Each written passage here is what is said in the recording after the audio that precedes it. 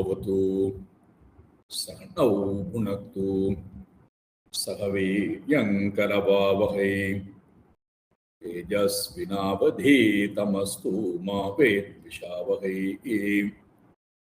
ओम शांति शांति शांति। हरि ओम श्री गुरुभ्यो नमः। हरि ओम। यं ब्रह्मा वरुणेन्द्र रुद्रमरुतः स्तुवन्ति दिव्यैस्तवैः वेदैः साङ्गपदक्रमोपनिषदैः गायन्ति यं सामगाः ध्यानावस्थिततद्गतेन मनसा पश्यन्ति यं योगिनः यस्यान्तं न विदुः सुरासुरगणाः। देवाय तस्मै नमः। देवाय तस्मै नमः। वसुदेवसुतं देवं कंसचाणूरमर्दनं देवकी परमानन्दं कृष्णं वन्दे जगद्गुरुं। कृष्णं वन्दे जगद्गुरुं। அபயம் என்கின்ற குணத்தை நாம் நேற்றைக்கு எடுத்துக்கொண்டு விரிவாக பார்த்தோம். பயம் என்பது நாசத்தினால் வரக்கூடியது, நாச பயம் என்று பார்த்தோம். இரண்டாவது துக்கத்தினால் வரக்கூடியது, துக்கம் ஏற்பட்டு விடுமோ என்பதினாலும் வரக்கூடியது இரண்டாவது பயம், துக்க பயம். நாச பயம், துக்க பயம், அஞ்ஞான பயம், அறியாமையினால் ஏற்படக்கூடிய பயம். இந்த மூன்றையும் நாம் விரிவாக எடுத்துக்கொண்டு பார்த்தோம். நாச பயம், துக்க பயம், அஞ்ஞான பயம். இந்த பயம் எப்படியெல்லாம் நம்மிடத்திலே ஏற்படுகிறது என்பதையெல்லாம் விரிவாக பார்த்தோம். அந்த பயம் உடையவன் எப்படி இருப்பான் என்று அதையும் பார்த்தோம். பயம் உடையவர்கள் ஆசை உடையவர்களாக இருப்பார்கள், பேராசை உடையவர்களாக இருப்பார்கள், அதிருப்தி உடையவர்களாக இருப்பார்கள், பந்தப்பட்டவர்களாக இருப்பார்கள், வாழ்க்கையிலே ஒரு இலக்கு என்பது இல்லாமல் இருப்பார்கள், மற்றவர்களை பந்தப்படுத்தி காயப்படுத்தி பார்ப்பார்கள், மற்றவர்களையும் பயத்திலேயே வைத்திருப்பார்கள். இவர்களுக்கு உயர்ந்த விஷயம் ஞான தேடுதல் என்பது இருக்காது. இதெல்லாம் பார்த்தோம். கடைசியா இதிலிருந்து விடுபடுவதற்கு, அபயத்தை பெறுவதற்கு இந்த உலகத்திலே நான் உறவாடும் நேரத்திலே, உலகத்தில் நான் உறவாடித்தான் ஆகணும் இல்லையா? பிறந்து விட்டோம், வாழ்ந்தாக வேண்டும், உறவாடியாக வேண்டும். பயமில் ரொம்ப முக்கியம். பயமில்லாமல் இருப்பதற்கு நமக்கு என்ன தேவைப்படுகிறது? 5 விஷயம் பார்த்தோம். வைராக்கியம், விவேகம், ஸ்ரத்தா, அபியாசம், பிறகு பக்தி. இதெல்லாம் பார்த்தோம். அபயம். இந்த அபயம் நம்முடைய மனதிலே ஏற்பட்டது என்றால் அப்பொழுது நம்முடைய மனம் அமைதி அடைகிறது, ஞானத்தை பெறுவதற்கு தகுதி உடையதாக. அப்ப அந்த மனதை கொண்டு நாம் என்ன செய்யலாம்? நம்மிடம் இருக்கக்கூடிய அடிப்படையாக இருக்கக்கூடிய பயத்தை போக்கலாம் என்று பார்த்தோம். அடிப்படை பயம் என்பது என்னது? அதுதான் மரண பயம். இருக்கிறதுலேயே அடிப்படையாக நம்முடைய சூக்ஷ்ம சரீர காரண சரீரத்திலே இருக்கக்கூடிய பெரிய தோஷம் இந்த பயம். அப்ப இந்த பயம், மரண பயம் போவதற்கு நமக்கு ஒரே ஒரு உபாயம்தான் இருக்கிறது. அந்த உபாயம்தான் நேரடியாக நாம் அறிவை பெறுவது. உபனிஷத் சொல்லுவதை போல, வேதாந்த அறிவு சொல்லுவதை போல, நமக்கு 3 விதமான அறிவு ஏற்பட வேண்டும். என்ன அறிவு?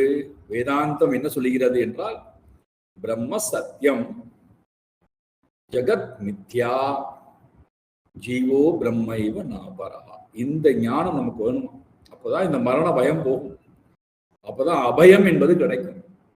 அப்போ நம்ம தைரியமா சொல்லலாம், உபனிஷத் சொல்லுவதை போல, கேனோ உபனிஷம் சொல்லுவதை போல, அபயம் பிரதிஷ்டாம் விந்ததே. ஞானம் என்ன செய்யும்டானா, ஞானம் வேறு அபயம் வேறு அல்ல என்பதை நேற்று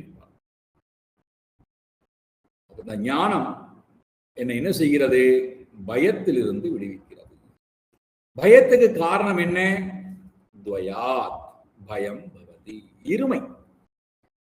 நான் ஒருவன் தான் இருக்கிறேன் என்றால் பயம் என்பதே வராது. என்னை காட்டிலும் இரண்டாவது ஒன்று வந்துவிட்டது என்றால் பயத்தை தவிர்க்க முடியாது. என்னை காட்டும் இரண்டாவது ஒன்று இருக்கு அப்படின்னு நினைக்கும் போதே அதை நல்லபடியாக ஆக்க வேண்டுமே, ஆளாக்கி கொடுக்க வேண்டுமே, பத்திரமாக வைத்துக் கொள்ள வேண்டுமே, அது என்னுடன் கடைசி வரைக்கும் வர வேண்டுமே, நான் அதனுடன் கடைசி வரைக்கும் இருக்க வேண்டுமே, பத்திரமாக பார்த்து கொள்ள வேண்டுமே, நல்ல சம்ஸ்காரத்தை கொடுக்க வேண்டுமே.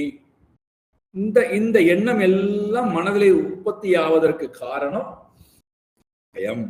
ஏன் பயம் வந்தது? எனக்கு அந்நியமாக ஒன்று இருக்கு நினைக்கும் போது.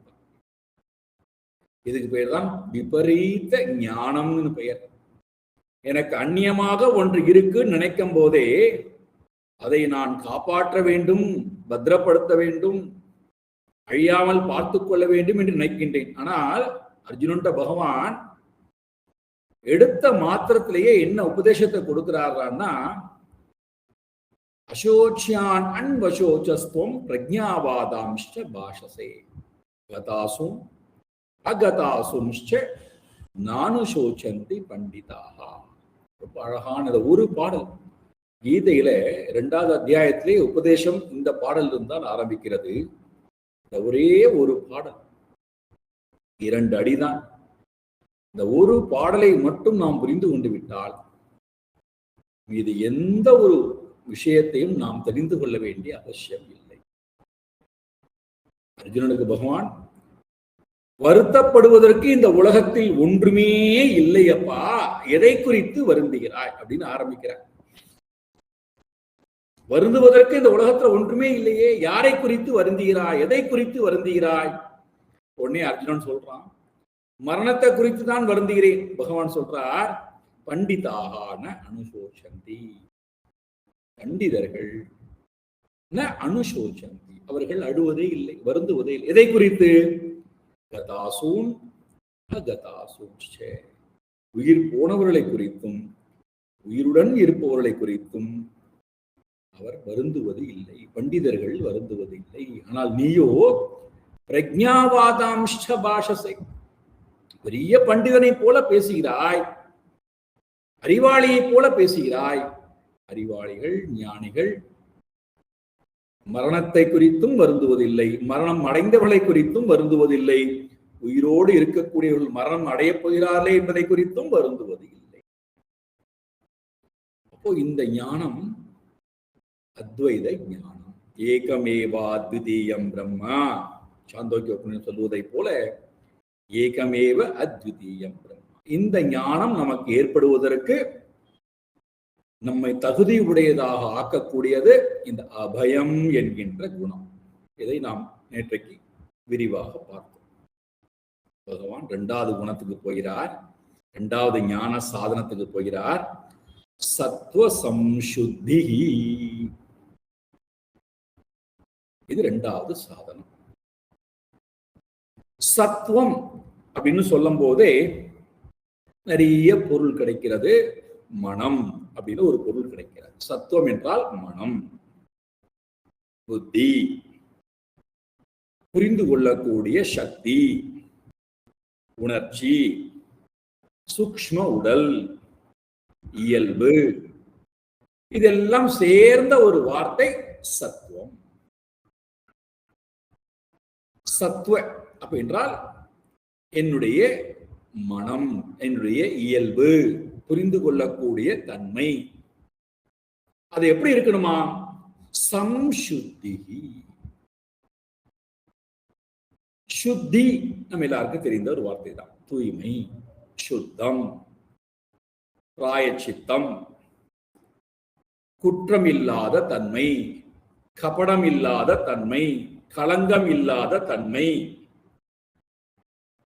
மனமானது ஸ்படிகத்தை போல இருக்கக்கூடிய தன்மைக்கு பெயர் சுத்தம். அதான் சம்சுத்தி அப்படின்னு போறாங்க.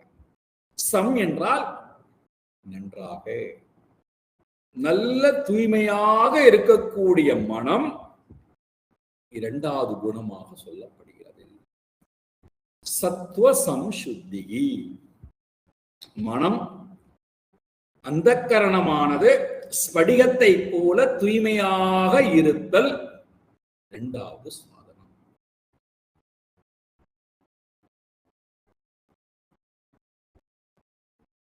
உடலாலும் ஸ்தூல வஸ்துக்களாலும் நம்மால் இறைவனை அடைய முடியாது. நமக்கும் இறைவனுக்கும் இடையிலே, நமக்கும் உலகத்துக்கும் இடையிலே நம்மை உறவாட வைத்து உறவாடி ஆனந்தமாக வைப்பதற்கும் துக்கமாக வைப்பதற்கும் அறிவை பெறுவதற்கும் அறிவிலிருந்து நம்மை விடுவிப்பதற்கும் நமக்கு சாதனமாக இருக்கக்கூடியது இந்த மனம்தான்.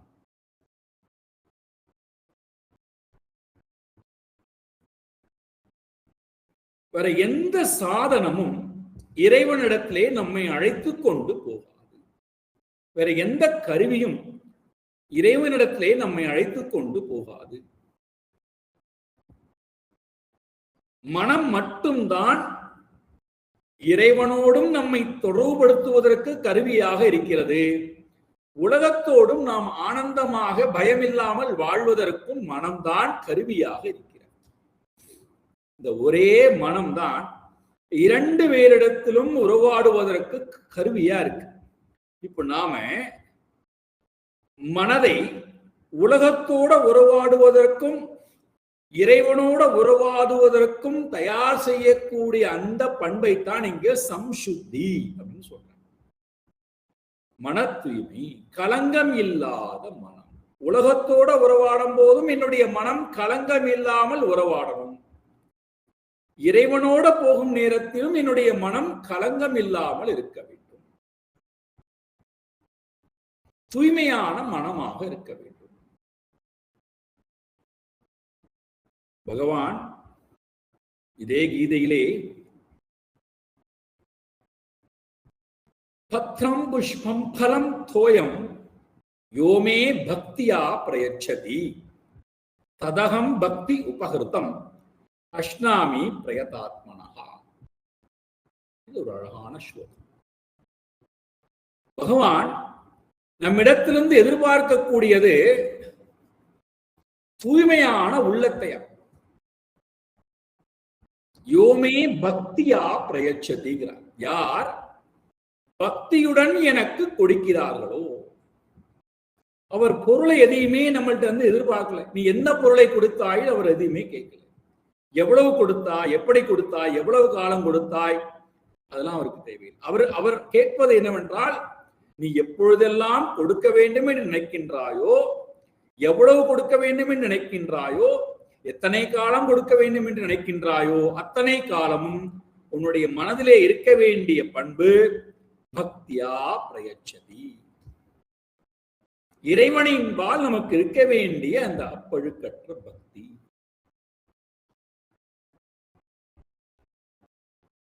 அதுதான் இறைவனோடு நம்மை சேர்த்திருக்கிறது. அப்படி பக்தியுடன் கொடுக்கின்ற அந்த உணவை, அந்த பொருளை அகம் அஷ்னாமி, நான் ஏற்றுக்கொள்கிறேன், சாப்பிடுகிறேன். அப்போ கொடுக்கக்கூடியவனுடைய பண்புதான் முக்கியமாக இருக்கின்றதே தவிர கொடுக்கக்கூடியவனுடைய பொருள் அங்கே முக்கியம். இப்ப நம்மிடம் பகவான் கேட்கக்கூடியது நம்முடைய மனதை, தூய்மையான மனதை, பக்தியுடன் கூடிய மனதை. அந்த மன தூய்மையைத்தான் இங்கே பகவான் என்ன பேசுறார்? சத்துவ சம்சுத்தி. உள்ளமானது, சத்துவம் என்றால் உள்ளம், உள்ளமானது சம்சுத்தி, தூய்மையுடன் இருத்தல், கலங்கம் இல்லாத மனமாக இருத்தல். இப்போ மனதை பதஞ்சலி முனிவர் இரண்டாக பிரிக்கிறார். ஒன்று கிளிஷ்ட விருத்தி அப்படின்னு பிரிக்கிறார், இன்னொன்றை அக்லிஷ்ட விருத்தி அப்படின்னு பிரிக்கிறார். விருத்தயா பஞ்சதையா அப்படின்னு சொல்லும் போது 5 விதமான விருத்திகள் அப்படின்னு சொல்றார். அதுக்கு முன்னாடி உள்ள சூத்திரத்துல சொல்றார் கிளிஷ்ட விருத்தி, அக்லிஷ்ட விருத்தி. துன்பத்தை கொடுக்கக்கூடிய எண்ணங்கள், விருத்தி என்றால் எண்ணங்கள், துன்பத்தை கொடுக்கக்கூடிய எண்ணங்களும், அக்லிஷ்டம் இன்பத்தை கொடுக்கக்கூடிய எண்ணங்களும் இரண்டாக இருக்கின்றது. அந்த 2 எண்ணங்களாக இருக்கின்ற மனம் 5 விதமா இருக்கு. விருத்தயா பஞ்சதையா. அது என்ன அவர் சொல்றார்? பிரமாண, விபர்ய, சங்கல்ப, நித்ரா, ஸ்மிருதி அப்படின்னு 5 சொல்றார். பிரமாண, விபர்ய, விகல்ப, சங்கல்ப, நித்ரா, ஸ்மிருதி. இதுல இந்த 5 விருத்தியில முதல் விருத்தி இருக்கு இல்லையா, பிரமாண விருத்தி, அந்த விருத்தி தனியா வச்சுக்கிறார். அது அக்லிஷ்ட விருத்தி, துன்பத்தை கொடுக்காத விருத்தி அப்படின்னு வச்சுக்கிறார். மற்ற 4 விருத்தி இருக்குல்லவா, எது? விபர்ய, விகல்ப, நித்ரா, ஸ்மிருதி. இந்த 4 விருத்தியையும் 2க்குள்ள கொண்டு வந்துடுறார். கிளிஷ்ட விருத்தையா அப்படின்னு கொண்டு வந்துடுறார். ஒரே விருத்திக்குள்ள கொண்டு வந்துடுறார். துன்பத்தை கொடுக்கக்கூடிய விருத்தி. அப்போ இந்த சத்துவ குணத்தில் இருக்கக்கூடிய விருத்தியை தான் இங்க பகவான் என்ன சொல்றார்? சம்சுத்தி. சத்துவ சம்சுத்தி, மனமானது தூய்மையாக இருக்கின்ற பண்பு, தூய்மையாக இருக்கின்ற தன்மை. அப்போ எது 2ஐயும் விட்டால் நான் இந்த சத்துவ சம்சுத்திக்கு வர முடியும் அப்படின்னா, இந்த 4 விருத்திகளையும் விட்டால் நான் இதுக்குள்ள வரலாம். 4 விருத்தி என்பது என்னது? விபர்ய விருத்தி. விபர்ய விருத்தி என்றால் negative thoughts, negative tendencies, negative thinking, negative action. இதை விட்டால் மட்டுமே நான் தூய்மையான மனதிற்கு வர முடியும். இந்த நெகட்டிவ் அப்படின்னு சொல்லும் போதே பகவான் என்ன சொல்றார்? இந்த நெகட்டிவாக இருக்கக்கூடிய மனம் என்ன செய்யுமா? எப்பொழுதுமே நெகட்டிவாகவே தனக்கு எது நன்மை அல்லவோ அதை நன்மை என்று நினைத்து, எது மற்றவர்களுக்கு நன்மையை கொடுக்காதோ அதை எப்பொழுதுமே நினைத்துக் கொண்டு, அதை பற்றியே சிந்தித்துக் கொண்டு பேசிக்கொண்டே இருக்கக்கூடிய தன்மை, விபர்ய விருத்தி, நெகட்டிவ் தாட்ஸ். இதெல்லாம் நம்முடைய மனசுல இருக்கான்னு பார்த்துக்கணும். அந்த நெகட்டிவ் தாட்ஸ் இருந்தால் அது அசுத்த மனம், தூய்மை இல்லாத மனம். இரண்டாவது விகல்ப விருத்தி, சங்கல்ப விகல்ப. விகல்பம் என்றாலே, சங்கல்பம் என்றாலே எண்ணுதல் அர்த்தம், சிறப்பாக எண்ணுதல். விகல்பம் என்றாலே அதுக்கு நேர் எதிரடையாக சந்தேகப்பட்டு கொண்டே எண்ணுவது. இப்படி ஆயிருமோ, இது நடந்து விடுமோ, இப்படி ஆகிவிட்டால் என்ன பண்ணுவது என்று விகல்பமாக சங்கல்பித்த அதே மனமே விகல்பமாகவும் எண்ணும்.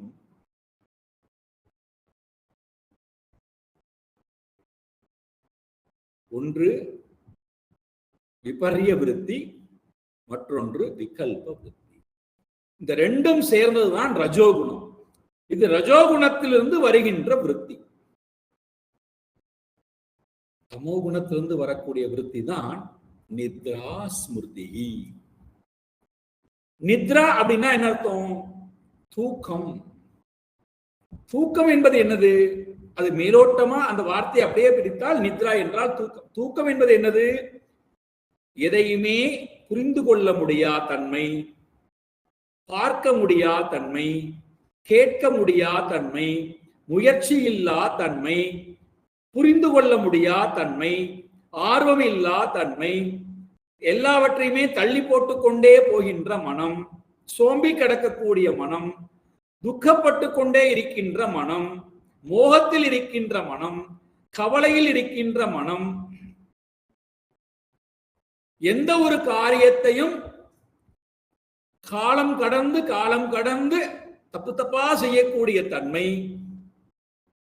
பழையதையே நினைத்துக் கொண்டு பழைய துன்பங்களையே நினைத்துக் கொண்டு வாழக்கூடிய தன்மை, இதெல்லாம் இந்த நித்ரா ஸ்மிருதிஹி என்று சொல்லக்கூடிய விருத்தி. இந்த ரெண்டு விருத்தியிலே வரக்கூடியது தமோகுண விருத்தி. இந்த இரண்டும் நம்முடைய மனதிலே இருந்தால், எது விபரிய விருத்தியும் விகல்ப விருத்தியும் நித்ரா விருத்தியும் ஸ்மிருதி விருத்தி நம்முடைய மனதிலே இருந்தால் அது நம்முடைய மனதை சதா காயப்படுத்தும், நம்முடைய மனதை சந்தோஷமாக வைக்காது. நம்முடைய மனம் அசுத்த மனம். இருந்துட்டு போட்டுமே, அதனால இப்ப என்ன சமைச்சு உங்களுக்கு? நாங்க அசுத்த மனதிலேயே இருந்துட்டு போறோம். அதனால உங்களுக்கு என்ன வந்தது? உங்க பாட்டை நீங்க வாழ்ந்து விட்டு போங்கள், சந்தோஷமா வாழ்ந்து விட்டு போங்கள். நாங்க அசுத்த மனதோடையே வாழ்ந்து விட்டு போகிறோம். எது வரைக்கும் இந்த அசுத்த மனம் நம்மிடம் இருக்கோ அது வரைக்கும் பகவான் சொல்றார் 9வது அத்தியாயத்துல, இந்த அசுத்த மனம் படைத்தவர்கள் எப்படி இந்த உலகத்திலே வாழ்வார்கள் அது தெரியணும் இல்லையா? அசுத்த மனம் இருக்குன்னு அசுத்த மனம், சுத்த மனம், அசுத்த மனம். இப்ப அசுத்த மனம் என்பது என்னன்னு பார்த்தோம். ரஜோகுண விருத்தி, தமோகுண விருத்தி. எதுவரைக்கும் இந்த கிளிஷ்ட விருத்தி, துன்பத்தை கொடுக்கக்கூடிய விருத்தி நம்மிடம், எண்ணம் நம்மிடம் இருக்கோ அதுவரைக்கும் நம்முடைய மனதிலே அமைதி இருக்காது, அன்பு இருக்காது, ஆனந்தம் இருக்காது, அறிவு இருக்காது, நல்ல பண்புகள் இருக்காது, பயம் நம்மை விட்டு போகாது, கோபம் நம்மை விட்டு போகாது, பற்று நம்மை விட்டு போகாது. எப்பொழுதுமே மனம் சோம்பியே கிடக்கும், சோர்வு தன்மையிலேயே மனம் இருக்கும், கவலையோடையே மனம் இருக்கும், கற்பனையிலேயே மனம் இருக்கும். என்னெல்லாம் உண்டோ எல்லாம் ஆட் பண்ணிக்கொள்ளுங்க. இதெல்லாம் நான் சொல்லலை, எல்லாம் பகவான் கீதையிலே சொல்லுவதை அப்படியே நான் உங்கள்கிட்ட சொல்லிக்கிறேன். நம்முடைய அன்றாட வாழ்க்கையிலே எடுத்து பாருங்களேன். இப்படிதான் நம்ம இருக்கிறோம்.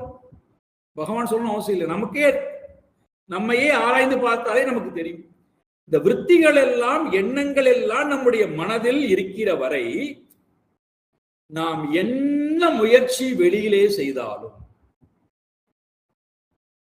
நம்முடைய மனதிலே இந்த விருத்திகள் மாறாத வரை நமக்கு ஒரு காலத்திலும் சந்தோஷம், நிறைவு என்பது வராது. எப்படி இருப்பார்கள் இவர்கள்? பகவான் அப்பேற்பட்டவரை நமக்கு அறிமுகப்படுத்துறார் 9வது அத்தியாயத்துல. மோகாஷா மோக கர்மாணஹ மோக ஞானாவிசேதஸஹ ராக்ஷசீம் ஆசுரீம் சைவ ஜகத் மோகினீம் ஸ்ருதாஹ. அழகான ஒரு பாடல். அதுலயே அவர் என்ன அழகான வார்த்தை சொல்லிட்டார் பாருங்கள். ராட்சசீம் ஆசுரீம் சைவ பிரகிருதிம் மோகினீம் ஸ்ருதாஹ. பிரகிருதி குணங்களிடத்திலே நாம் மயக்கப்பட்டு கட்டுண்டு கிடப்போம். எது துன்பத்தை கொடுக்கின்றதோ, எது நம்மை கலங்க அளிக்கின்றதோ, எது நம்முடைய மனதிலே அமைதியும் ஆனந்தத்தையும் கொண்டு வராமல் இருக்கின்றதோ அந்த விருத்திகளோட நாம் இந்த உலகத்துல வாழ்ந்து கொண்டே இருப்போம். அது யாராவனா இருக்கட்டும், எந்த குலத்துல பிறந்தவனாலும் இருக்கட்டும், என்ன கல்வி கற்றவனாலும் இருக்கட்டும், எந்த பதவியில் வேணா இருக்கட்டும், எவ்வளவு உயர்ந்த குலத்துல வேணா பிறந்திருக்கட்டும், எவ்வளவு உயர்ந்த பதவி அனுபவிக்கிறவனா இருக்கட்டும், எவ்வளவு செல்வ செழிப்போட கூடியவனா இருக்கட்டும், யாராவனா இருக்கட்டும், இந்த குணங்கள் என்னுடைய மனதில் இருந்தால், இந்த அசுத்த குணங்கள் என்னுடைய மனதில் இருந்தால், அவர்கள் இந்த நிலையில் தான் அவர்களுடைய செயல்பாடுகள், சிந்தனை போக்கு இருக்கு. இது முதல்ல சொல்றார், அவர்கள் எப்படி இருப்பார்களாம்? மோக ஆஷாஹா, மோக ஆஷாஹா, வீணான ஆசை. இவர்களுக்கு ஆசை என்பது எந்த பிரயோஜனமும் இல்லாத ஆசை என்பது மனதில் எப்பொழுதும் உதித்துக் கொண்டே இருக்கும். மோக என்றால் வீணான, பயனற்ற, எந்த பயனும் இல்லாத ஆசைகள் மனதில் எப்பொழுதும் இருந்து கொண்டே இருக்கு. யாருடைய மனதுல? இந்த அசுத்த சம்சுத்திக்கு நேர் விரோதம் அசம்சுத்தி. தூய்மை இல்லாத மனதில் எப்பொழுதும் வீணான ஆசைகள் எழுந்து கொண்டே இருக்கும். மோக ஆஷா. எந்த ஒரு ஆசை, அது என்ன? வீணான ஆசை, நல்ல ஆசை. எந்த ஒரு ஆசை என்னை எல்லா ஆசைகளிலிருந்தும் விடுவிக்கின்றதோ அந்த ஆசை சம் ஆஷா, சம்யக் ஆஷா. எந்த ஒரு ஆசை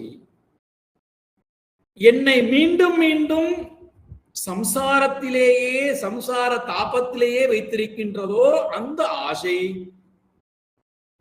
மோக ஆஷா. அதனால்தான் பகவான் கீதையில சொல்றார், நான் ஆசையிலே இருக்கேங்கிறார். ஒவ்வொன்றிலையா சொல்லிக்கொண்டே வர்றார் இல்லையா? நான் இதுல இருக்கேன், அதுல இருக்கேன், அதுல இருக்கேன்னு சொல்லும் போது நான் காமத்தில் இருக்கிறேங்கிறார். தர்மாவிருத்தோ பூதேஷு காமோஸ்மி பரதர்ஷபா. தர்மத்துக்கு விரோதம் இல்லாத ஆசை, அந்த ஆசையிலே நான் இருக்கிறேன், அந்த காமத்தில் நான் இருக்கிறேன்.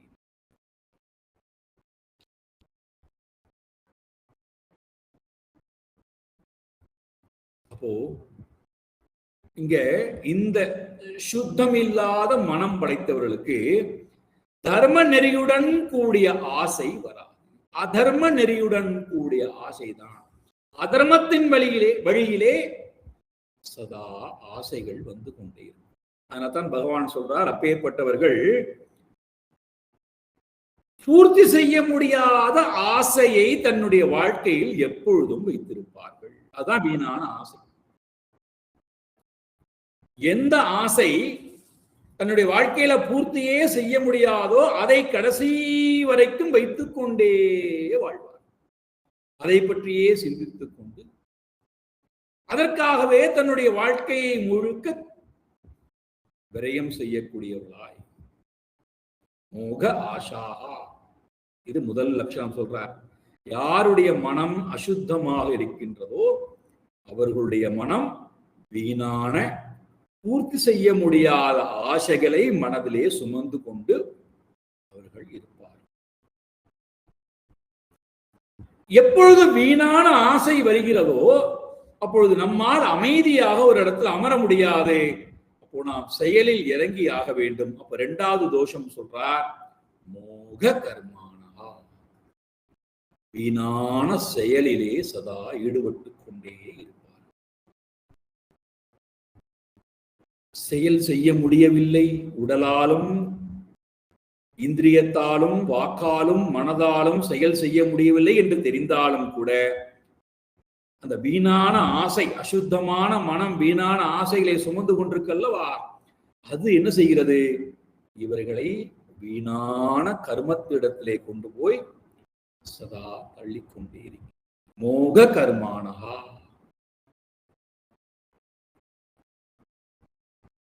இதெல்லாம் நம்முடைய அன்றாட வாழ்க்கையில நம் ஆங்கிலம் சொன்னோம் பிராக்டிக்கலாவே பார்க்கிறோம். நிதர்சனமாக ஒவ்வொருத்தருடைய வாழ்க்கையிலும் பார்க்கிறோம். வீணான ஆசை, வீணான கர்மம். அந்த செயலினால் நமக்கு எந்த ஒரு பிரயோஜனமும் வரப்போவது கிடையாது.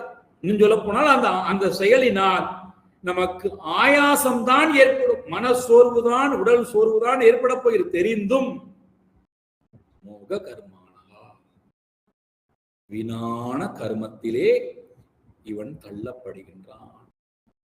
யாரே? இந்த அசுத்தமான மனம். அதனால்தான் அர்ஜுனன் கேட்கிறான், கர்மத்தை சதா ஒருவன் செய்து கொண்டேதான் இருக்க வேண்டுமா? கர்மத்திலிருந்து விடுபடக்கூடாதா?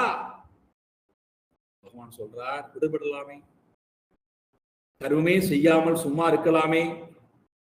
யார் அவர்கள்? பகவான் சொல்றார், யஸ்த்வாத்மரதிரேவ ஸ்யாத் ஆத்ம திருப்தஸ்ச மானவஹ ஆத்மனி ஏவ சந்துஷ்டஹ தஸ்ய காரியம் ந வித்யதே.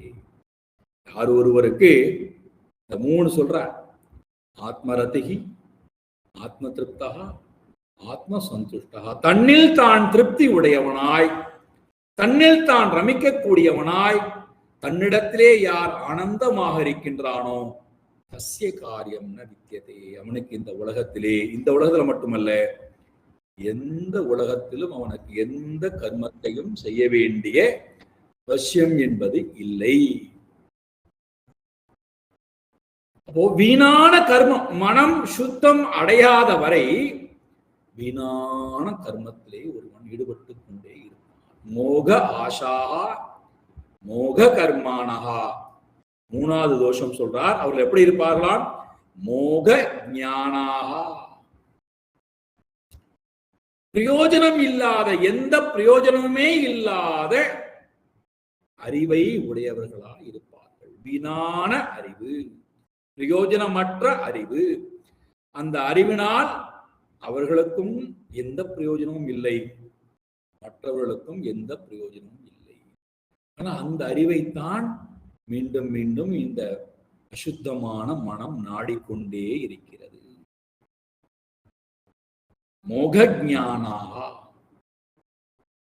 பாருங்களேன், திருதராஷ்டிரனுக்கு விதுரர் சரியான அறிவை கொடுக்கிறார், ஆனா அவனுக்கு அது வேண்டாம். திருதராஷ்டிரனுக்கு துரியோதனனும் துச்சாதனும் சகுனியும் கொடுக்கக்கூடிய அறிவு அவனுக்கு தேவையான அறிவா இருக்கு, விரும்பக்கூடிய அறிவா இருக்கு. எந்த ஞானம் தன்னுடைய மனதில் இருக்கக்கூடிய அசுத்தத்தை போக்காதோ அந்த ஞானத்தை விரும்பிக் கொண்டே இருத்தல். எந்த ஞானம் தன்னுடைய மனதில் அசுத்தத்தை போக்குகின்றதோ அந்த ஞானத்தை தேடுவதற்கு விருப்பமே இல்லாமல் இருத்தல்.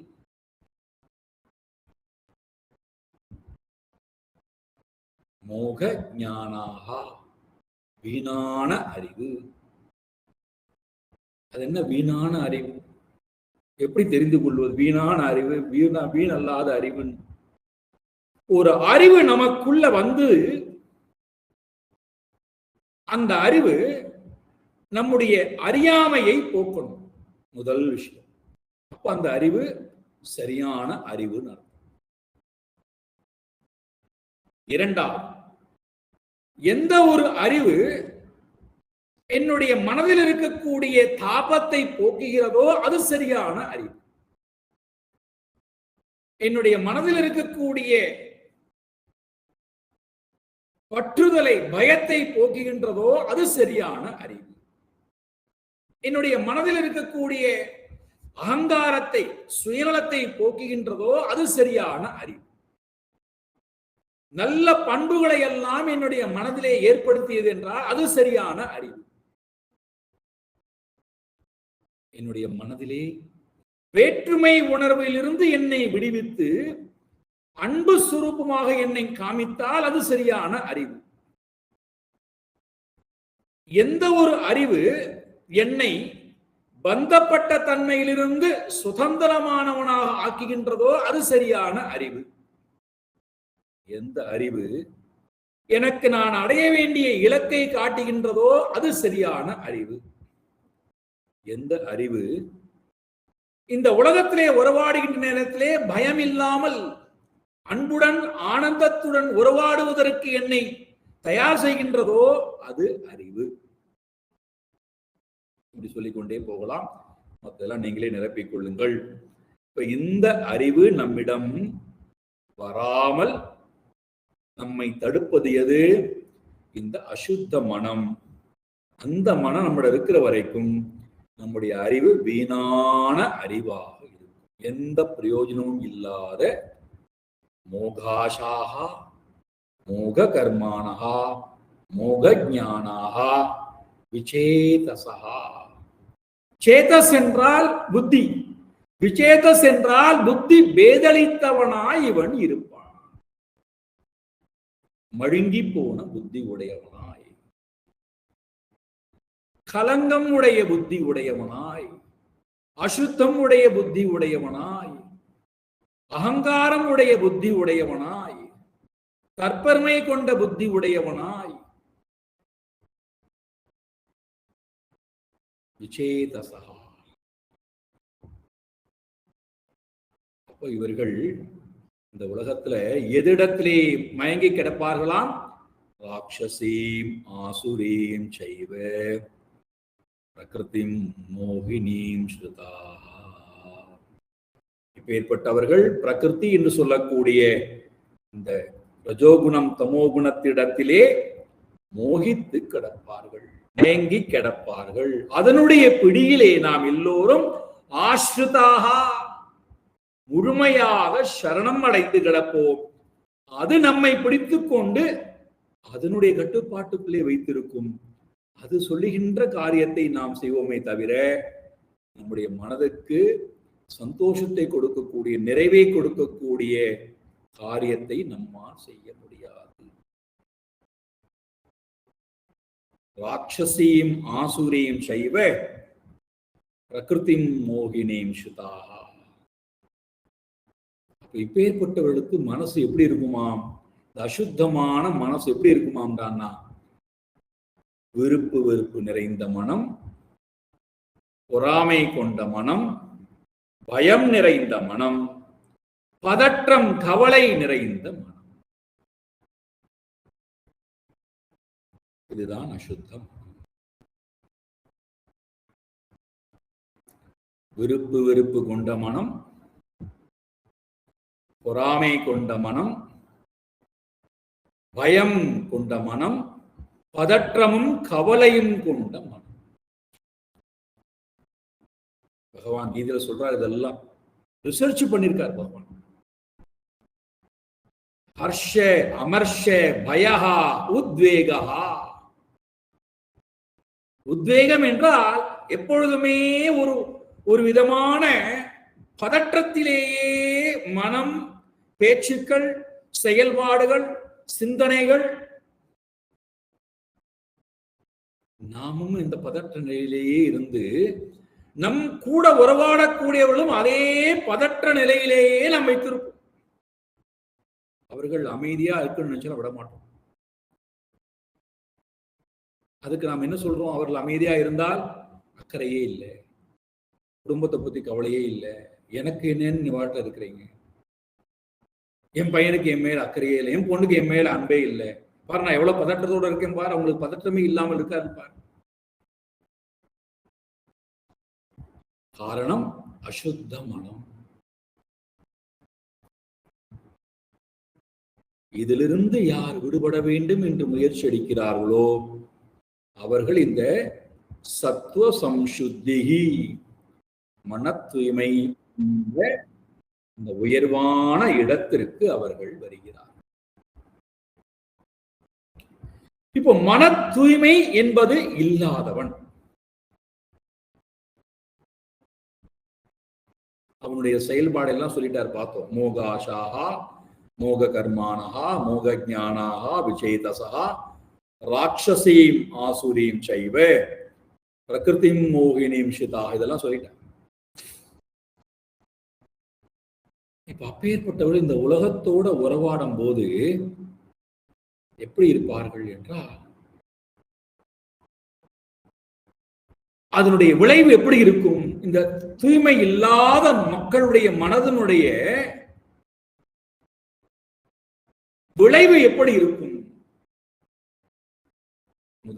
முதல் நிலையிலே அவர்கள்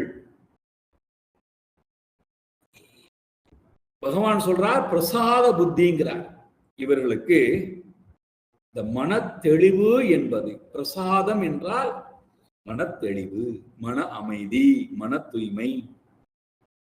அது நமக்கு புரிந்து கொள்ள மொழியில சொல்லணும்னா, எல்லாவற்றையுமே இறைவன் எனக்கு கொடுக்கிறான், இறைவன் கொடுத்தான், இறைவன் கொடுப்பான், இறைவன் கொடுத்து கொண்டிருக்கிறான், இறைவனை தவிர வேற யாரும் கொடுக்கவில்லை, கொடுக்க முடியாது, கொடுத்து கொண்டிருக்கிறான் என்ற அந்த அறிவு நமக்கு வருவதற்கு வாய்ப்பே இல்லை.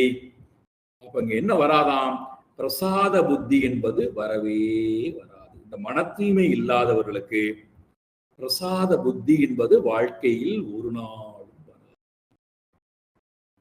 இந்த பிரசாத புத்தினா என்னதுன்னா, விருப்பு வெறுப்பு இல்லாத சமநிலையிலே இருக்கின்ற மனம்தான், ஏற்றுக்கொள்கின்ற மனம்.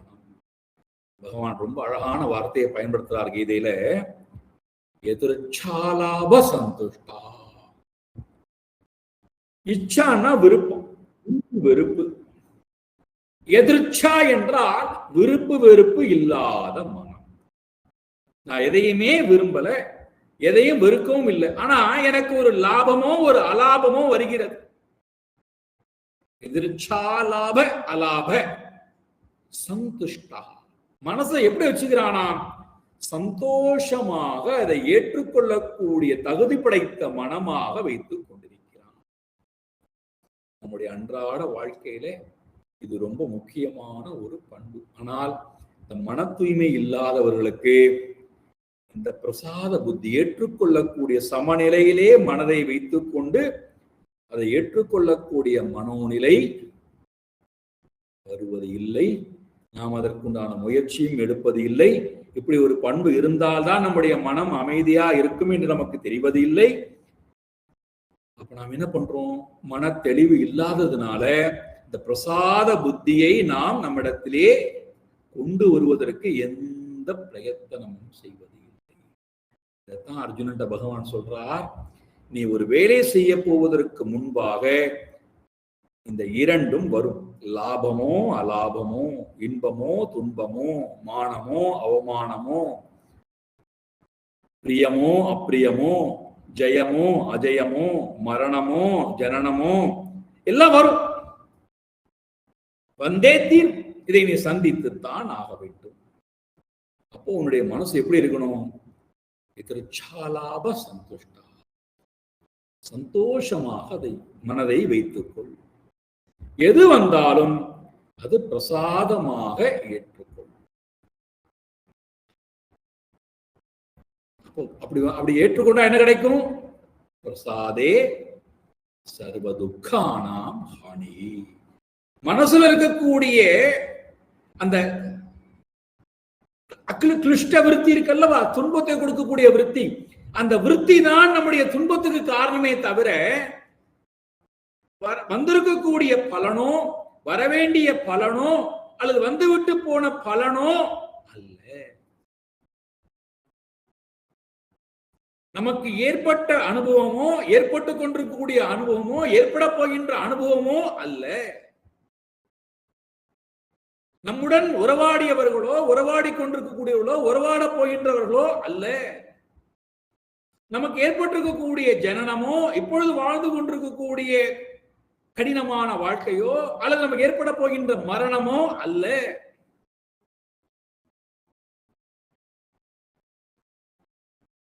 எவ்வளவு பெரிய மருந்து பாருங்கள்.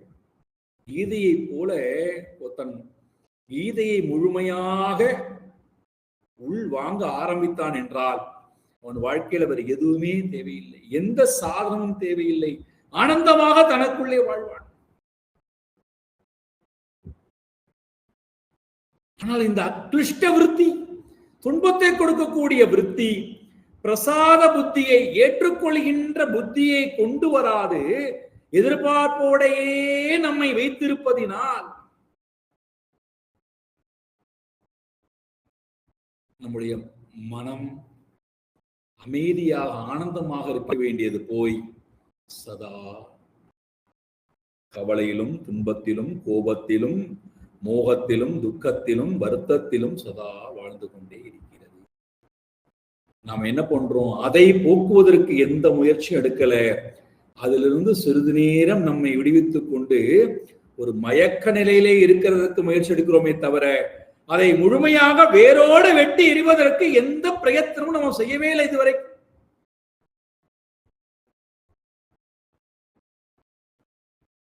கொஞ்ச நேரம் மறந்து இருக்கலாம், அதுல இருந்து விடுபட்டு இருக்கலாம். அதுக்கு என்ன பண்றது? ஏதாவது சின்ன நல்ல காரியம் பண்றது, அல்லது ஏதாவது மனதுக்கு சந்தோஷத்தை கொடுக்கக்கூடிய விஷயத்தை பார்க்கிறது, கேட்கறது, அல்லது அறிவுக்கு கொஞ்சம் அமைதியை கொடுக்கக்கூடிய கலையை விரும்புவது. இப்படித்தான் ஓடிக்கொண்டிருக்கிறோமே தவிர இந்த கிளிஷ்ட விருத்தியை மனதிலிருந்து முழுமையாக அகற்றுவதற்கு உண்டான பிரயத்தனம் செய்கிறோமா என்றால் இல்லை. இங்க பகவான் சொல்றார், அப்படி ஒருவன் செய்தால் அது சத்துவ சம்சுத்தி. அப்போ சத்துவ சுத்தி இல்லாத மனம் பிரசாத புத்தியை வைத்துக் கொள்ளாது. இது முதல் தோஷம். பிரசாத புத்தி வராது. நமக்கு ஏற்றுக்கொள்கின்ற மனோநிலை என்பது வராது. எங்களுக்கு ஏற்றுக்கொள்ளலாம் வேண்டாம் சுவாமிஜி, நீங்க வேணா ஏற்றுக்கொள்ளுங்க, மற்றவங்களுக்கு வேணா ஏற்றுக்கொள்ளுங்க, நாங்கெல்லாம் ஏற்றுக்கொள்வதற்கெல்லாம் தயாராலாம் இல்லை. எதற்காக நான் ஏற்றுக்கொண்டு வாழணும் அப்படின்னா, எப்பொழுது என்னுடைய இந்த பிரசாத புத்தி எனக்கு வரவில்லையோ என்னுடைய மனதிலிருந்து இந்த கிளிஷ்ட விருத்திகள் மறையவே மறையாது. மாறா என்ன பண்ணுவோம்? இந்த பிரசாத புத்தி வராததுனால நம்முடைய மனசுல இரண்டாவது தோஷம் எப்பொழுது இருந்துட்டே இருக்கும். இரண்டாவது விளைவு அது என்னது? எதிர்பார்ப்புகளோட நம்முடைய மனம் இருப்பதனாலேயே, குறைபாட்டோடையே நம்முடைய மனம் இருப்பதனாலேயே நம்முடைய மனதுல எப்பொழுதுமே ஒரு குரோத மனம், வெறுப்பு உடைய மனம் இருந்து கொண்டே இருக்கும். அதைத்தான் பகவான் என்ன சொல்றார்? பொறாமை, அசூயா. அப்போ இரண்டாவது தோஷம் நம்முடைய மனதுல எப்பொழுதுமே இந்த பொறாமை என்கின்ற குணம் நம்முடைய மனதை விட்டு நீங்கவே நீங்காது. அந்த பொறாமையினுடைய வெளிப்பாடுதான் குறை கண்டுபிடித்துக் கொண்டே இருத்தல். குற்றங்களை நாம் பார்த்து கொண்டே இருக்கிறோம் அல்லவா? அந்த குற்றத்துக்கு காரணமே நம்ம மனதில் இருக்கக்கூடிய இந்த அசுத்தமான தன்மை, பொறாமை. நல்லது இடத்துல கூட ஏதாவது ஒரு கருப்பு மை இருக்கான்னு பார்க்கணும். பாஷத்துல எழுதுறா, இந்த பொறாமைக்கு என்ன டெபினேஷன் கொடுக்கறாங்கன்னா, குணேஷு தோஷ திருஷ்டிங்கிறார். நல்ல குணத்தில் கூட தோஷத்தை பார்ப்பது.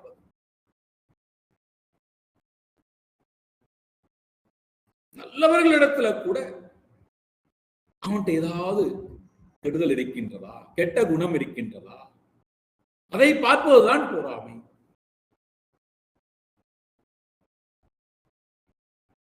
இது இரண்டாவது.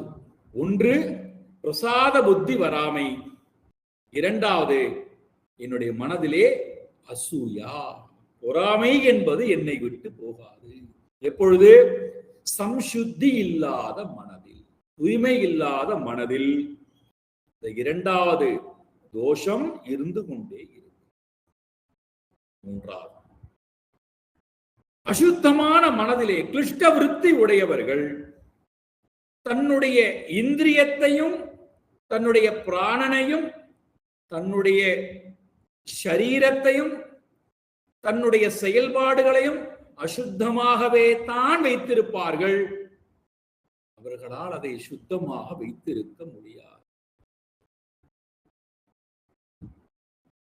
அதனுடைய வெளிப்பாடுதான் அசுத்தமான கர்மம், அசுத்தமான வாழ்க்கை முறை, அனாச்சாரமான வாழ்க்கை முறை, எந்த ஆச்சாரம் இல்லாத ஒரு வாழ்க்கை முறை, எந்த ஒரு நல்ல விஷயத்தையும் கேட்காமை, பார்க்காமை, படிக்காமை, பேசாமை, உயர்வான எண்ணங்களை நோக்கி போகாமை. அப்போ திருவள்ளுவர் சொல்வது ஞாபகத்துக்கு வருகிறது. இப்பேற்பட்டவர்களுடைய மனசுல எப்படி இருக்குமா? அழுக்காறு அவா, வெகுளி, இன்னா சொல். இந்த நான்கும் அவர்களுடைய மனதில் எப்பொழுதும் இருக்கும். அழுக்காறு, அவா, வெகுளி, இன்னா சொல். இந்த நான்கும் இழுக்குங்கிற நம்முடைய மனதில் இருக்கக்கூடிய இழுக்கு, அது நம்மை விட்டு ஒரு நாளும் போகாது. அதை நாம் போவதற்கு உண்டான முயற்சியும் எடுக்க மாட்டோம்.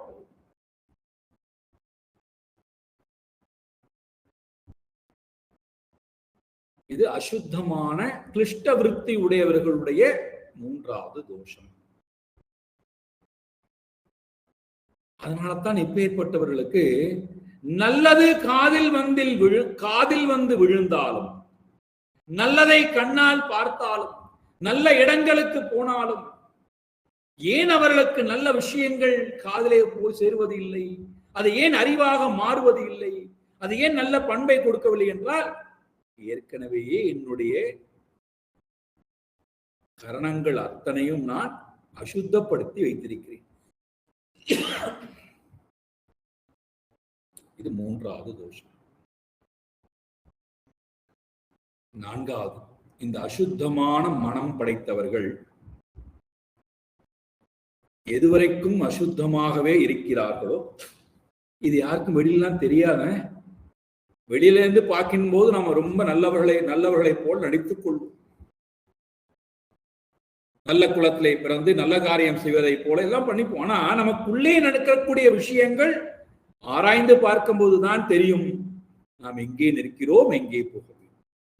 இதெல்லாம் நமக்கு நாமே நம்மை சரி செய்து கொண்டு உயர்த்தி கொண்டு போவதற்கு உண்டான சாதனங்களை தவிர மற்றவர்களை பார்ப்பதற்காகவோ மற்றவர்களை சரி செய்வதற்காகவோ அல்ல.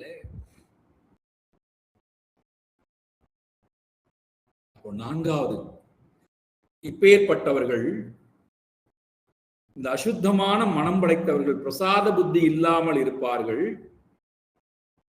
தன்னுடைய உடலையும் இந்திரியத்தையும் அசுத்தமாகவே வைத்திருப்பார்கள். நல்லதை எதையுமே நாடமாட்டார்கள்.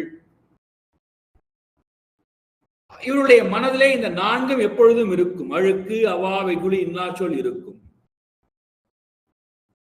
பேர்பட்டவர்கள், பகவான் கீதையில சொல்றார், பேர்பட்டவர்கள் ஒரு நிலை புத்தி இல்லாதவர்களாக இருப்பார்கள். அவ்வியவசாயாத்மிகா புத்திஹி, வியவசாயாத்மிகா புத்திஹி அப்படின்னு ரெண்டா பிரிக்கிறார்.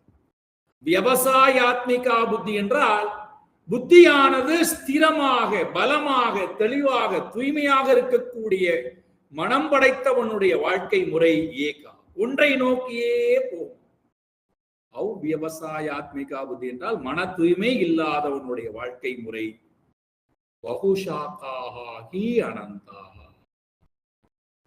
இப்பேற்பட்டவர்களுடைய மனசு எப்படி இருக்குமா?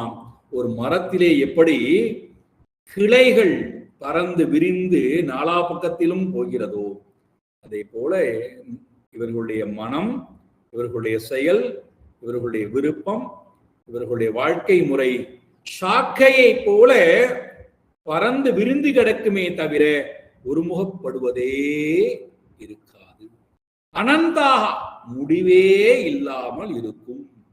அதுக்கு முடிவே கிடையாது.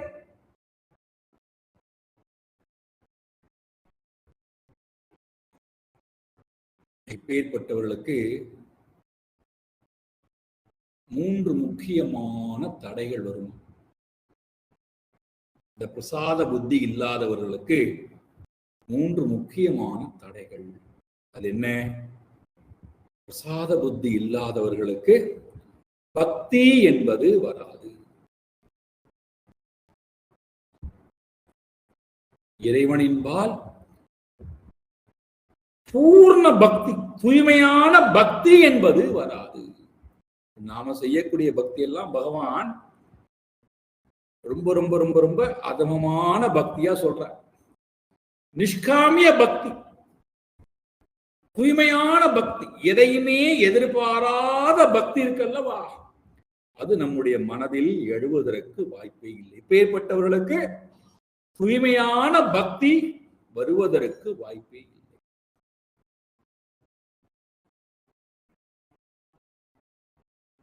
இது மன தூய்மை இல்லாதவர்களுக்கு உண்டான முதல் தடை.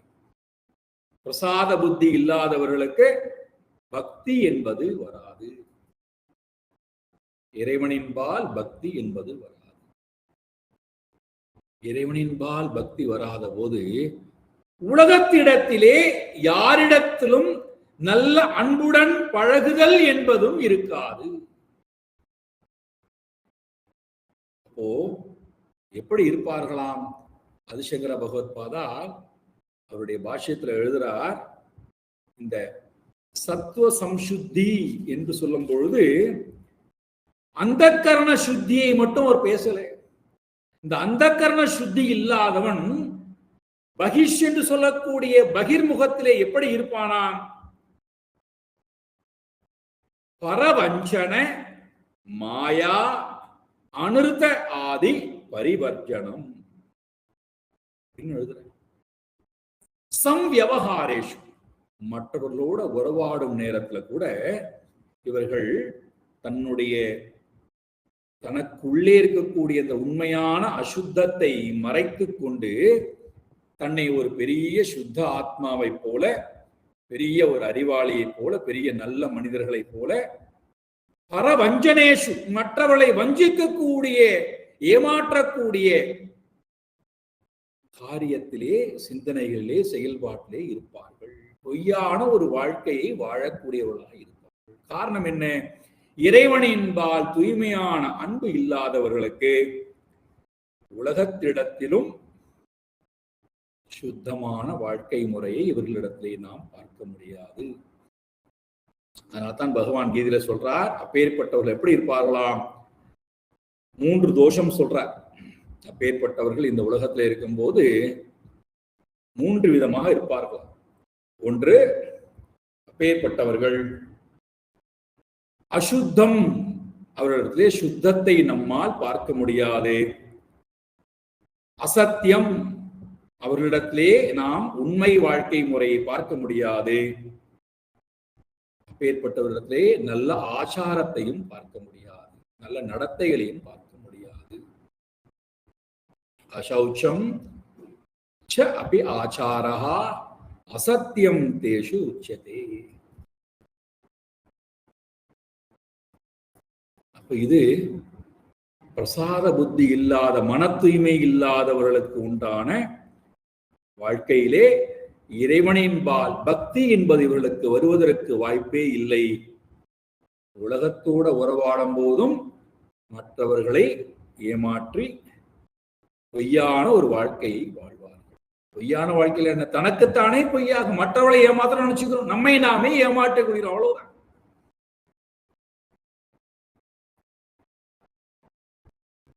அதனால்தான் நம்முடைய செயல்பாடுகள், சிந்தனையிலே நமக்கே ஒரு திருப்தி இல்லை, சந்தோஷம் இல்லை, நிறைவு இல்லை. இது பிரசாத புத்தி இல்லாத, மன தூய்மை இல்லாதவர்களுக்கு கூடிய முதல் தடை. பக்தி என்பது வராது. இரண்டாவது, இப்பேற்பட்டவர்கள் ஞானத்தை தேடியும் வரமாட்டார்கள். இவர்களுக்கு ஞானம் வேண்டும், உயர்ந்த ஆத்ம ஞானம் வேண்டும். அதை பற்றியும் இவர்களுக்கு நாட்டம் என்பது இருக்காது. அப்போ எதை இவர்கள் நிரப்பிக்கொண்டே இருப்பார்கள்? நம்ம என்ன பார்த்தோம்ல, மோக ஞானாக, வீணான அறிவை நாடி ஓடும் உண்மையான ஞானத்தை நோக்கி இவர்களுக்கு வருவதற்கு வாய்ப்பு. ரொம்ப பிஸியா இருப்பார்கள் வாழ்க்கையில். ரொம்ப பிஸியா இருக்கேன் சார், ரொம்ப சம்பாதிக்கிறேன் சார், நேரமே இல்லை சார், இந்த பையனுக்கு அதை பண்ண வேண்டியிருக்கு, அந்த பொண்ணுக்கு அதை பண்ண வேண்டியிருக்கு, இந்த இதுக்கு பண்ண வேண்டியிருக்கு, ரொம்ப பிஸியா இருக்கேன் சார், இதெல்லாம் பண்ணி முடிச்சு இதெல்லாம் பண்ண வேண்டியிருக்கு, அதெல்லாம் பண்ண வேண்டியிருக்கு. யாருக்காக இதெல்லாம் பண்ணிக்கிறாயப்பா? எதற்கு இதெல்லாம் பண்ணிக்கொண்டே இருக்கிறாய்? என்னவே அவசியம் வந்தது உனக்கு? ஐயோ, இதெல்லாம் செய்யலன்னா நம்மளை யாரையும் மதிக்க மாட்டார்கள், நமக்கு பாவம் வந்து விடும், ஆனால் இதெல்லாம் பண்ணிக்கொண்டே இருக்கு. சரி, இதெல்லாம் விட்டு விட்டு ஒரு 1/2 மணி நேரம் 1 மணி நேரம் இறைவனை பற்றி சிந்திக்க வருகிறாயா? ஞானத்தை வாங்க வருகிறாயா? அதெல்லாம் வேண்டாம்.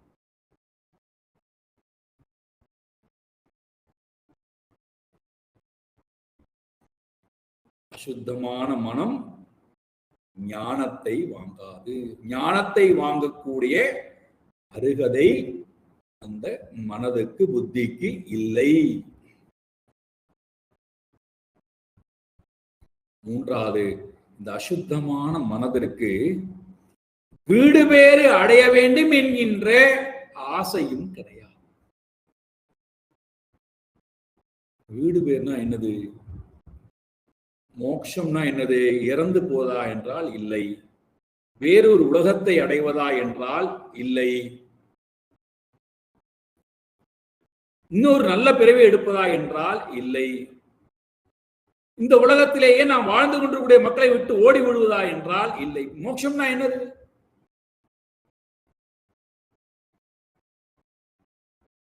எதை நாம்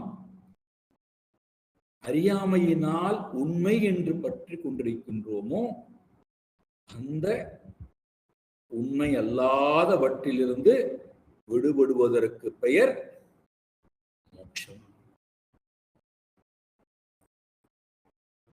அந்த அந்த அந்த மோட்சத்தை இந்த அசுத்தமான மனம் ஒரு காலத்திலும் விரும்பாது. அந்த 7 என்னது? பதஞ்சலி முனிவர் சொல்றார், அவித்யா, அஸ்மிதா, ராக, துவேஷ, அபினிவேஷ, கர்ம, கர்ம பந்தம். இந்த 7 இருந்தும் விடுபடுதல். அஸ்மிதா, அவித்யா என்றால் அறியாமை, அஸ்மிதா என்றால் அகங்காரம், ராக விருப்பம், துவேஷ வெறுப்பு, அபினிவேஷகா என்றால் மரண பயம் பற்றுதல், அதிலிருந்து வரக்கூடிய கர்ம, கர்ம பந்த, புண்ணிய பாப வினை. இந்த 7 இருந்தும் விடுபட வேண்டும் என்று ஆசைப்படக்கூடியவன் தான் சுத்தமான மனம் படைத்தவன். இதற்கு உண்டான முயற்சி எடுக்கிறான். எனக்கு அறியாமை இருக்கு, அதனால்தான் நான் திரும்ப திரும்ப பிறப்பும் இறப்பும் எடுக்கிறேன், எனக்கு இது வேண்டாம் என்று யார் ஒருத்தனுக்கு தெளிவான சிந்தனை வரும்? சுத்தமான மனதுக்கு தான் வரும். அசுத்தமான மனதிற்கு இந்த அறியாமையிலிருந்து விடுபடணுங்கிற எண்ணமே இருக்காது. ஏன்னா நான் அறியாமையில் இருக்கேங்கிறே எனக்கு தெரியாதே. நான் அறிவோடு இருக்கேன்னு நினைச்சுட்டு இருக்கேன். எனக்கு எல்லா அறிவும் இருக்கு, அதனால தான் அந்த உலகத்துல சிறப்பா வாழ்ந்து கொண்டிருக்கேன்னு நினைக்கிறோம். அவன் சயின்டிஸ்டா கூட இருக்கட்டும். இந்த 7 இருந்தும் விடுபட வேண்டும் என்று யார் ஆசைப்படுகிறார்களோ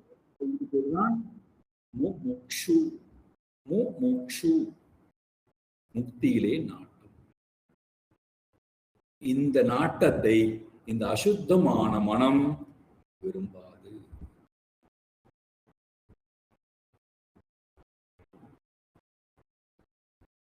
இந்த 3 பக்தி வராது, ஞானம் வராது, முமுக்ஷுத்துவம் வராது. மாறா பக்தி இல்லாத இடத்துல என்ன இருக்கும்? பக்தி இல்லைன்னா என்ன இருக்கும்? அன்பு இல்லாத இடத்துல என்ன இருக்கும்? வெறுப்பு தான் இருக்கும். மனதிலே வெறுப்பும், ஞானம் இல்லாத இடத்துல என்ன இருக்கும்? இருள் தான் இருக்கும், அஜ்ஞானம் தான் இருக்கும். மோட்சம் இல்லாத இடத்துல இருக்கும். மோட்சம் வீடு வேறு விடுபடுதல் என்பது இல்லாத இருக்கும், பந்தம் இருக்கும். அப்போ பந்தம், அஜ்ஞானம், பிறகு வெறுப்பு. இதுதான் மனதிலே எப்பொழுதும் ஒருவனை குடிகொண்டிருக்குமே தவிர அதிலிருந்து விடுபடுவதற்கு வாய்ப்பே இல்லை. யார் இதிலிருந்து விமுக்தி அடைய வேண்டும் என்று ஆசைப்படுகிறார்களோ அப்பேற்பட்டவர்களுக்கு பகவான் சம்சுத்தி, சத்வ சம்சுத்தி. யார் ஒருத்தன் தன்னுடைய மனதிலே நல்ல தூய்மையான களங்கம் இல்லாத எண்ணங்களை வைத்துக் கொள்ள ஆசைப்படுகின்றானோ அப்ப எங்க போகணும்? பிரமாண விருத்திக்கு போகணும்.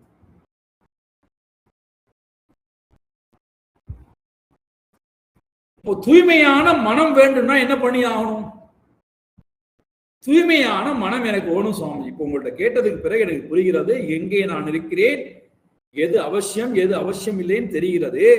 அப்ப இந்த தூய்மையான மனம் வேண்டுமானால் அதற்கு நாங்கள் எந்த சாதனத்தை பின்பற்ற வேண்டும்? முதல் சாதனம், தூய்மை இல்லாத எண்ணங்களை முதல்ல நான் தூக்கி எறிவதற்கு தயாரா இருக்கணும். இது முதல் சாதனம்.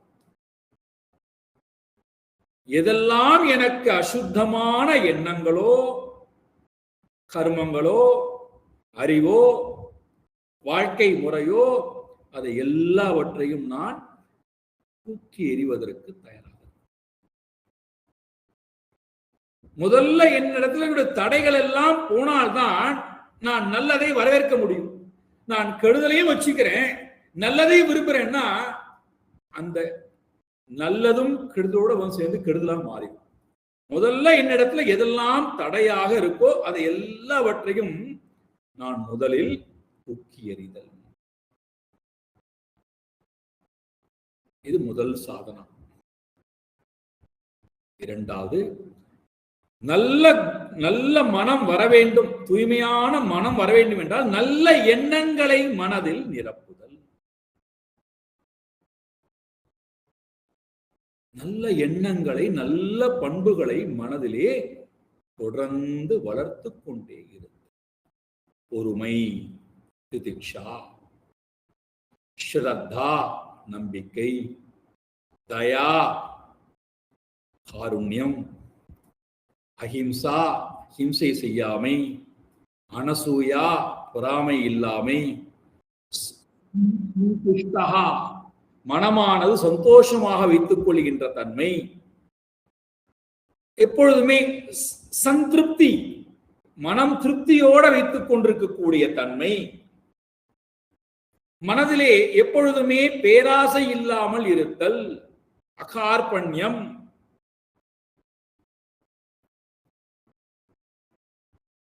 மன்னிக்கக்கூடிய தன்மை, க்ஷமா. இப்படி நிறைய நல்ல பண்புகள் எல்லாம் நம்முடைய சாஸ்திரங்கள் சொல்கிறது. சௌச்சம் தூய்மை, இதெல்லாம் நம்முடைய மனதிலே நாம் எப்பொழுதுமே வளர்த்து கொண்டே இருக்க வேண்டிய பண்புகள், தக்க வைத்துக் கொண்டிருக்க வேண்டிய பண்பு. இதெல்லாம் சத்துவ குணத்துக்கு வரும்போது இந்த பண்புகளை எல்லாம் நாம் விரும்புவோம்.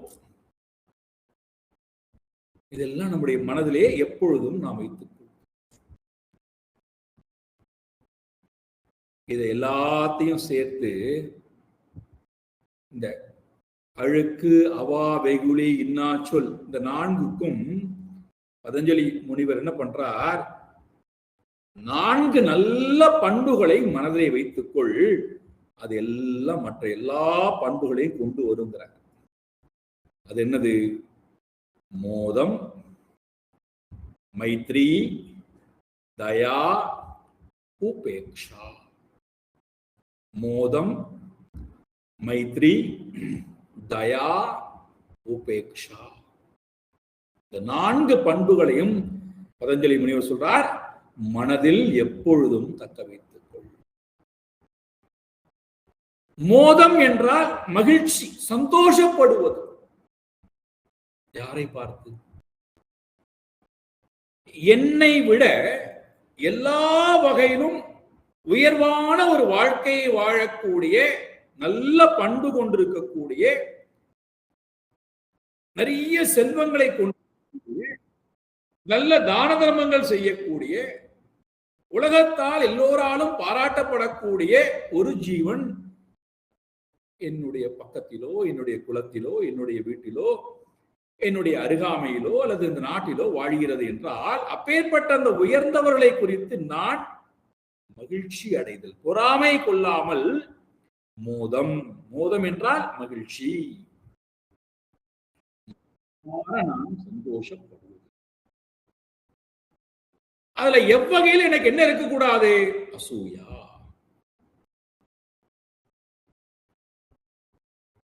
என்னுடைய மனதுல சுத்தத்தன்மை வந்தாச்சு, நல்ல பண்பு வந்தாச்சு. மற்றவர்களுடைய எனக்கு மேலே இருக்கக்கூடியவர்களுடைய குணத்தால், கல்வியால், செயலால், அறிவால், வயதால், குலத்தால் எல்லா வகையிலும் உயர்ந்தவா இருக்கிறார். அவர்களை பார்த்து எனக்கு இருக்க வேண்டிய பண்பு மோதம். இரண்டாவது மைத்ரி. எனக்கு சமமாக இருக்கக்கூடியவர்கள் வயதில், அறிவில், ஒழுக்கத்தில், வாழ்க்கை முறையில், கலாச்சாரத்தில், செயல்பாடுகளில் எல்லாவற்றிலுமே எனக்கு சமமாக இருக்கக்கூடியவர்கள் இருந்தால் அவர்களிடத்தில் எனக்கு இருக்க வேண்டிய பண்பு மைத்ரி. நண்பனாக நான் அவர்களுடன் உறவாடுதல், நட்பு பாராட்டுதல், நட்பாக நடத்துதல்.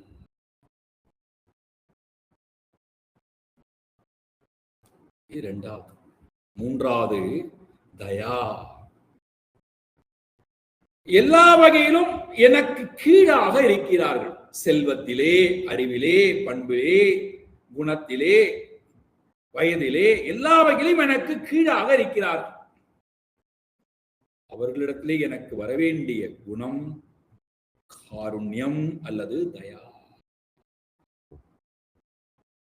என்னுடைய மனதிலே அவர்களை பார்க்கும்போது எனக்கு எப்படி உதவுவது, அவர்களுடன் எப்படி நான் காருண்யமாக பழகுவது.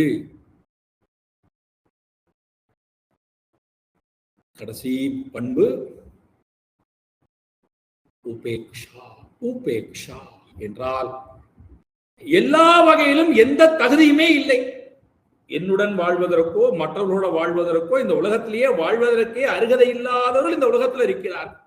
குணத்தால், அறிவால், செயலால் எல்லா வகையிலும் ஏற்றுக்கொள்ளவே முடியாத ஒரு ஜீவன் இந்த உலகத்தில் இருக்கின்றால் அவர்களை பார்த்து நம்முடைய மனதிலே வரவேண்டிய பண்பு உபேக்ஷா. அவர்களை நாம் விரும்பவும் வேண்டாம், அவர்களை நாம் வெறுக்கவும் வேண்டாம். அவர்களை கண்டு நான் உபேக்ஷா என்றால் விலகி போவது. எப்படி பாம்பை கண்டு நாம் விலகி போகின்றோமோ, துஷ்ட மிருகங்களை கண்டு எப்படி நாம் விலகி போகின்றோமோ அதை மாற்ற முடியாது, அதோட உறவாடவும் முடியாது. எப்படி நாம் விலகி போகின்றோம், மனதில் எந்த வலியும் இல்லாமல், வெறுப்பும் இல்லாமல். அதே போல சில மனிதர்கள், சில ஜீவராசிகள் அப்படி இருந்தால் அவர்களிடத்திலே விருப்பமும் வேண்டாம், கொண்டாடவும் வேண்டாம், வெறுக்கவும் வேண்டாம். உபேக்ஷா. இந்த நான்கையும் மோதம், மைத்ரி, காருண்யம் அல்லது தயா, கடைசியில உபேக்ஷா. இந்த 4 பண்புகளையும் மனதிலே நான் வளர்த்து கொள்ளுதல் இரண்டாவது சாதனம். மூன்றாவது, நல்ல பண்புகள் எனக்கு வர வேண்டும் என்றால், நல்ல குணங்கள் வர வேண்டும் என்றால், நல்ல சாஸ்திரங்களை, நல்ல பண்புகளை கொடுக்கக்கூடிய சாஸ்திரங்களை நான் கற்றல், கேட்டல், படித்தல், அந்த சாஸ்திரங்களை கற்றுக் கொடுக்கக்கூடிய ஆசானுடன், ஆசிரியருடன், குருவுடன் நான் சங்கம் வைத்தல். தெளிவு குருவின் திருமேனி காண்டல், தெளிவு குருவின் திருவார்த்தை செப்பல், தெளிவு குருவின் திருநாமம் கேட்டல், தெளிவு குரு குரு சிந்தித்தல் தானே. என்னுடைய மனம் தெளிவு பெறணும்னா, தூய்மை பெறணும்னா நல்ல நூல்களை கற்றல், கேட்டல், படித்தல், நல்ல பண்புள்ளவர்களோடு நான் எப்பொழுதும் சங்கம் வைத்தல், நல்ல நல்ல விஷயங்களை கொடுக்கக்கூடிய இடங்களுக்கு நான் செல்லுதல். இதெல்லாம் இருந்தால் என்ன வரும்? மனம் தூய்மை பெறும். அந்த தூய்மையான மனம் பக்தியை கொண்டு வரும். பக்தி ஞானத்தை கொண்டு வரும். ஞானம் மோட்சத்திற்கு சாதனமாக இருக்கும். மோட்சத்தை வீடு வேற்றை நான் அடைய. அதனால இதை ஞான சாதனமாக பகவான் வச்சிருக்கார். சத்வசம் சுத்திகி என்று போவோம். நாளைக்கு இன்னொரு அழகான பண்புடன் நாம் வருவோம். ஓம் பூர்ணமதః பூர்ணமிதம் பூர்ணாத் பூர்ணமுதச்யதே பூர்ணஸ்ய பூர்ணமாதாய பூர்ணமேவாவசிஷ்யதே. ஓம் சாந்தி சாந்தி சாந்தி. ஹரி ஓம் ஸ்ரீ குருभ्यो நமः. ஹரி ஓம்.